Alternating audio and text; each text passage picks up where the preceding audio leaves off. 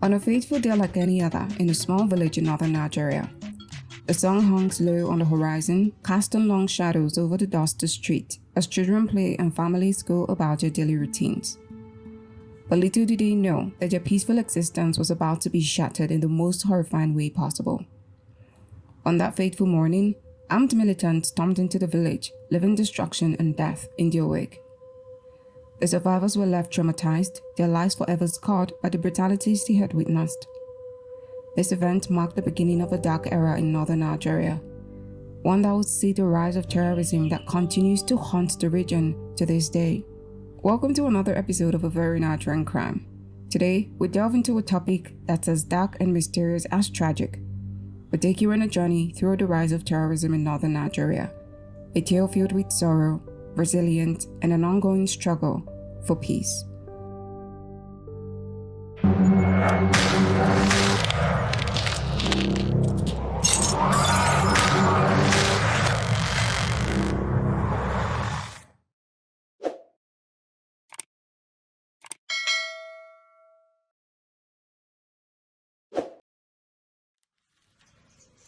واعلموا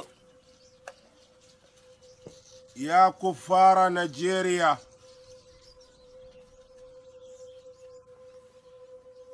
والمنافقين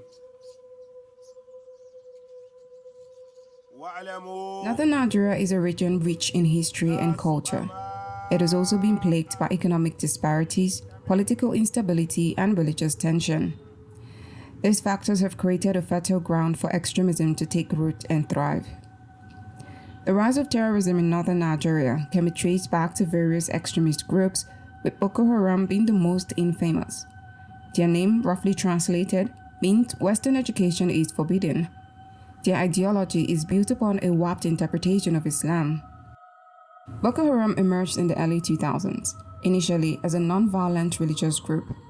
But as time passed, their agenda grew increasingly radical, leading to deadly attacks that shook the entire nation. الآن جاء القتال حان وقت القتال يا تواغيط نيجيريا ويا كفار الدنيا. As we unravel the mystery behind the rise of terrorism in northern Nigeria, it becomes clear that this isn't just a local issue. It is a global concern, as the actions of this extremist group have far-reaching consequences, affecting not only the people of Nigeria, but also neighboring countries. Northern Nigeria has long been a region where religion and politics intertwine in a complex dance. It is a place where different religious communities have coexisted for centuries, but also where political ambitions have often exploited religious identities for gain. Boko Haram emergence can be linked to this volatile mix of religion and politics. In the early 2000s, the group started as a non-violent religious movement, advocating for a strict interpretation of Islam and establishing Sharia law. But as political tension in the region mounted, so did the group's radicalization. They saw an opportunity to exploit the frustration and grievances of marginalized communities who often felt neglected by the government. Boko Haram began to use religion as a tool to rally support, promising a return to their version of quote-unquote pure Islam and an end to political corruption. Da yau annabi Muhammadu da sahabbansa suna nan ba za su yi ba.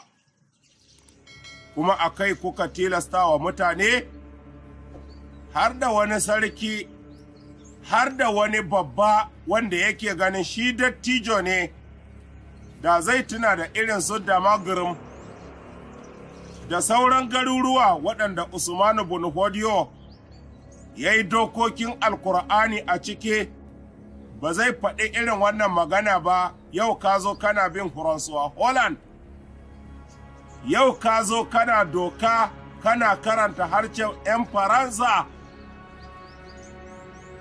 Kai ɗin nan kana da dama ma ka ce wai waɗansu ba sa musulunci ne? The leaders of Boko Haram masterfully wove their narrative, framing their violent action as a holy war against the perceived enemies of Islam, including the government and anyone who opposed their ideologies. As the group strengthened, the attacks became more ruthless and widespread.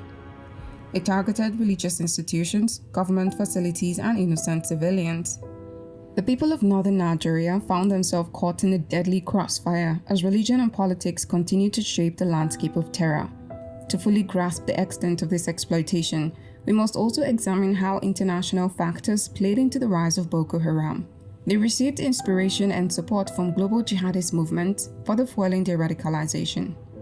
So where does this tangled tale of religion and politics and terrorism leave us? Is there a way to untangle the web and end the suffering in northern Nigeria? That's a question we'll explore in the upcoming episode. Our story takes us to a tumultuous period in northern Nigeria's political history. It was a time when election became a battlefield not just of ballots but of fanatical ideologies. Political parties, desperate for victory at any cost, began courting extremist groups in exchange for support during election. This unholy alliance set the stage for years of tragedy. One glaring example was the election year of 2011. Political parties vying for power stoked religious sentiment to garner votes. Emboldened by this support, fanatical groups saw an opportunity to further the radical agendas. The post-election violence of 2011 left countless lives shattered, neighborhoods in ruins, and a region scarred by the flames of religious extremism. It was a grim reminder of how politics and terrorism had become intertwined in northern Nigeria. In the run-up to the 2011 election, political parties were locked in fierce competition and they were willing to exploit every resource at their disposal, including the fanatical groups that had embedded themselves in the fabric of northern Nigeria. Fueled by religious fervor and emboldened by their political patrons, these groups were ready to unleash chaos in the name of their ideologies. As election results were announced, unease settled over the region, and then like a powder keg waiting to ignite, violence erupted. It was a terrifying wave of brutality that swept across northern Nigeria. Entire communities were torn apart as religious extremism and political ambition collided. The violence knew no bounds, targeting only rival politician supporters, but also innocent bystanders who found themselves caught in the crossfire. Stories of tragedy and loss emerged from the chaos. Families were torn apart, homes were reduced to rubble, and the scars of that period continued to linger in the people's heart. The 2011 post-election violence is a stark reminder of the dangers posed by the toxic blend of politics and extremism. It was a time when the very essence of democracy was marred by violence and hatred. But the question that lingers is whether this unholy alliance between politicians and extremist groups can ever be severed. Can northern Nigeria break from the circle of violence perpetuated by power-hungry leaders and radical ideologies? Our story leads us to a region where poverty, inequality, and marginalization have become the norm, with glaring socio-economic disparities creating fertile ground for extremism to take root. Many communities in the region have long struggled with limited access to education, healthcare, and economic opportunities. As a result, a sense of frustration and disillusionment has festered among the populace, and when the promise of a better life is consistently out of reach, it becomes easier for extremist groups to exploit these grievances for their own gain. These groups have perverted religion, a source of solace and hope for many. They have distorted its teachings, using it as a tool to manipulate and radicalize vulnerable individuals. Extremist leaders in northern Nigeria have seized religious identities to create division and hatred. They've peddled a distorted version of Islam that preaches violence against perceived enemies and justifies their action under the banner of religious duty. It is crucial to note that this perversion of religion is far from representative of the broader Muslim community in Nigeria.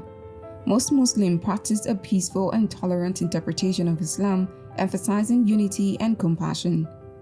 In other parts of Nigeria, the dynamics are different. While the country as a whole grapples with its share of challenges, the intersection of socio-economic disparities, religious extremism, and political exploitation is unique to the northern region.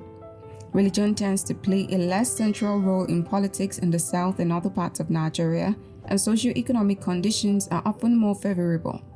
This distinction highlights the complexities of Nigeria's socio-political landscape. The socio-economic disparities are not merely numbers on papers, but harsh realities that many face daily. Limited access to quality education, healthcare, and job opportunities becomes an oppressive force, eroding hope for a better future. Frustration festers and disillusionment takes root, creating a breeding ground for extremist ideology. For some individuals, Joining extremist groups seem like the only path to regain control over their life, to strike back against a system that has consistently failed them. When the hope is scarce, extremism can offer a sense of purpose, belonging, and empowerment. These groups promise a solution to their grievances and a chance to fight against the perceived oppressors. It's crucial to understand that these individuals, who may have initially sought a sense of control or purpose, often are caught in a downward spiral.